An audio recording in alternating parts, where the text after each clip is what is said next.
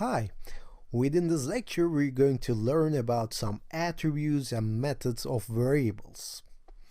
So let's start by marking down and saying hash hash and string methods, for example. Okay, if I hit shift enter it will create a new line for me.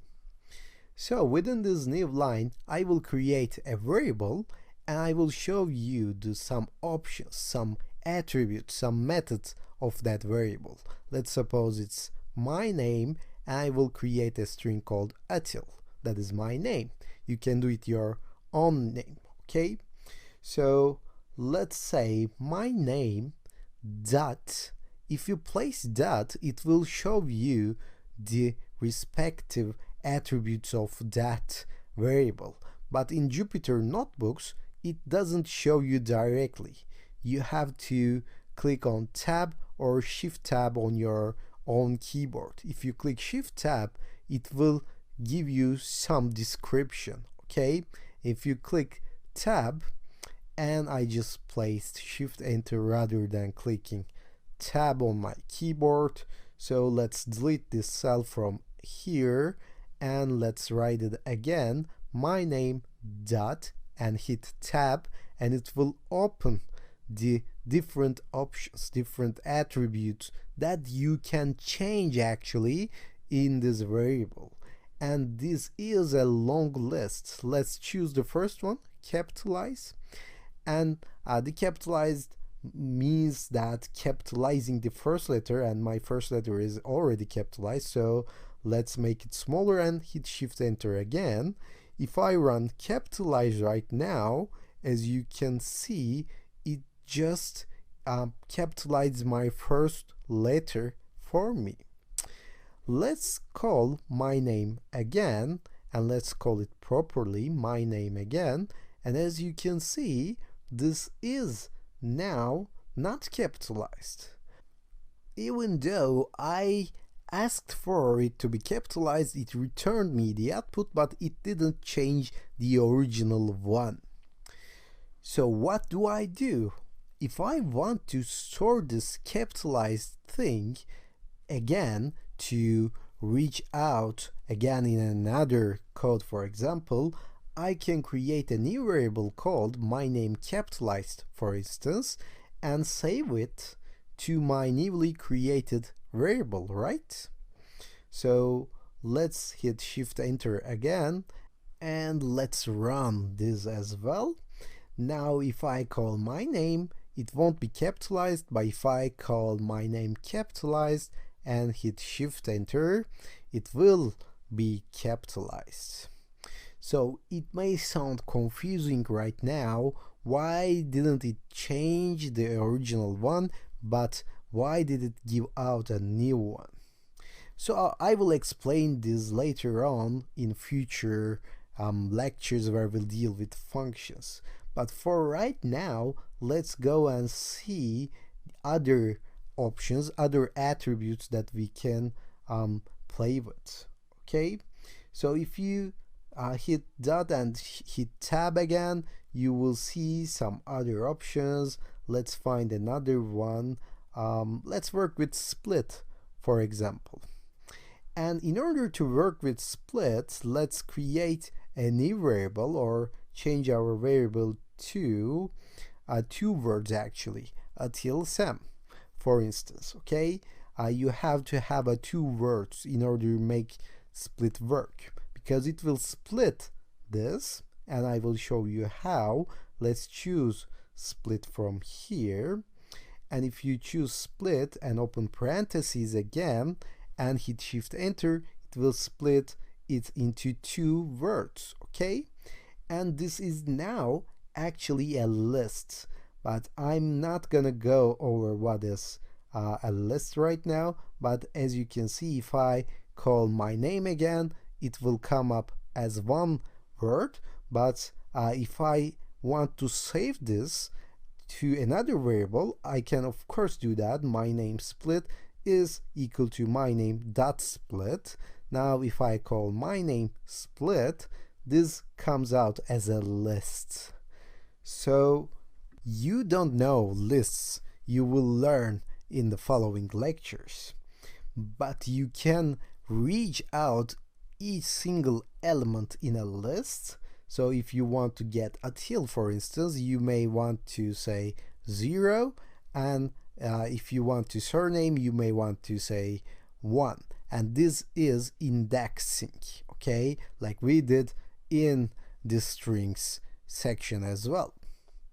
So I think you get the idea that variables have attributes and methods, and you can call them just by adding a dot afterwards and hitting tab and choosing whatever attribute, whatever method that you are looking for.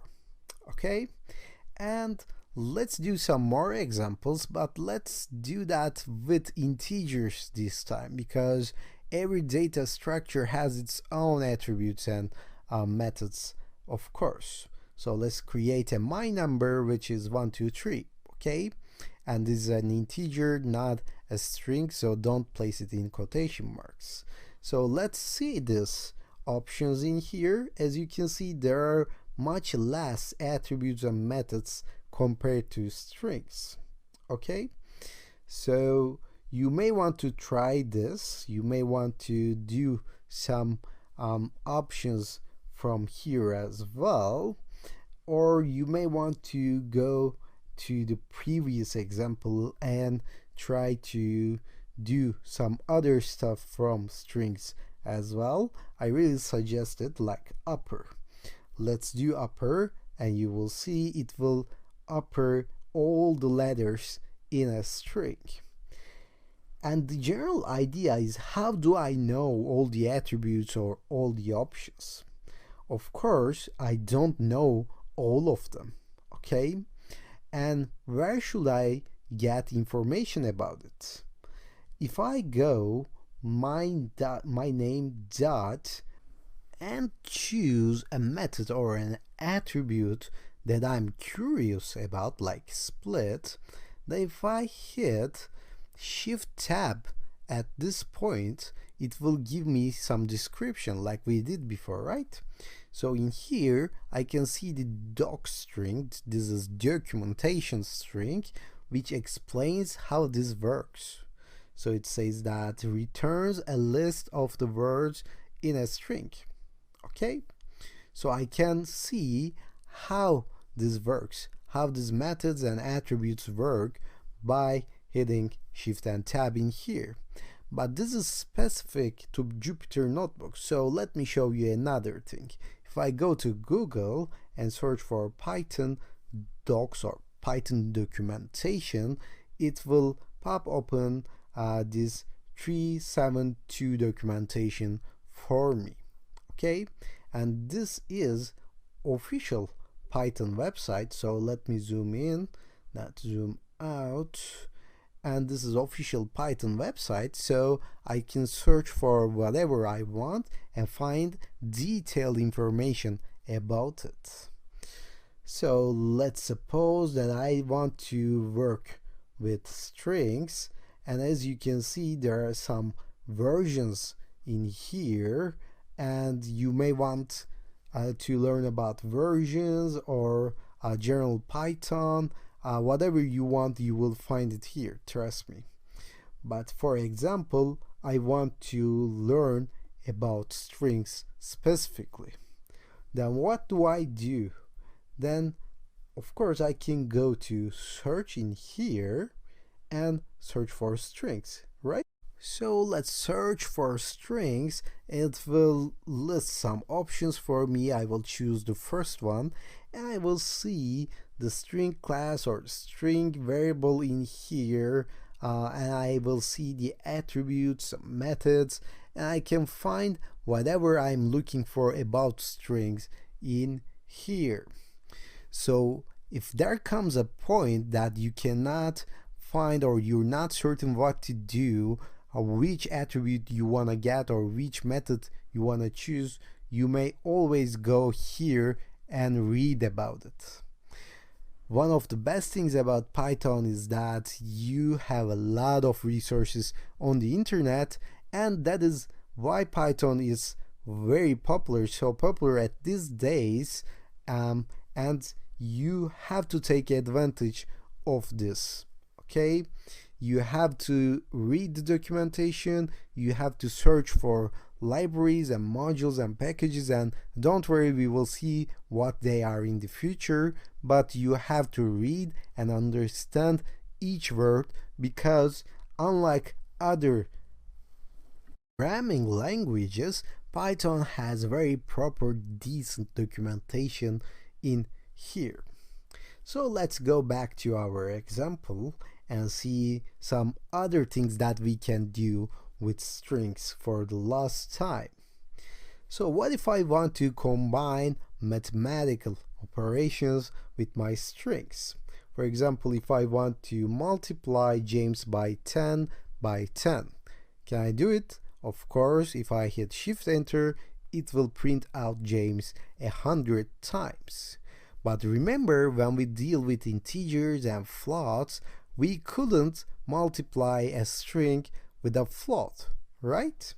And yeah, we cannot do that because it doesn't make sense to have a 10.5 James. Okay, so it won't multiply. Even if I delete this and hit Shift Enter again, it won't do it, and I get the same error that we got before. But if I want to multiply it by 10, then it's okay, because it makes sense, it's logical. It will just write James 10 times. So what else can I do with strings? Do you think we can sum? We can add some strings to another? Of course we can do it, but we cannot sum a string with an integer, right? So it doesn't make sense. Let's try to do that with James and 5. It says that it must be a string, not an integer.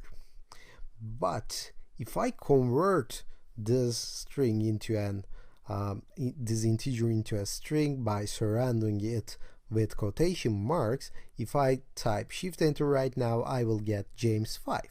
So it actually adds the strings together. If I type James and Lars, it will give me an output James Lars. So it may come in handy, right? Let's suppose that you have a name and you have your surname as well. So let me type mine, C, and Shift Enter. So if I want to get my full name right now, I can add my name and my surname together. And this is very helpful. Let's run it.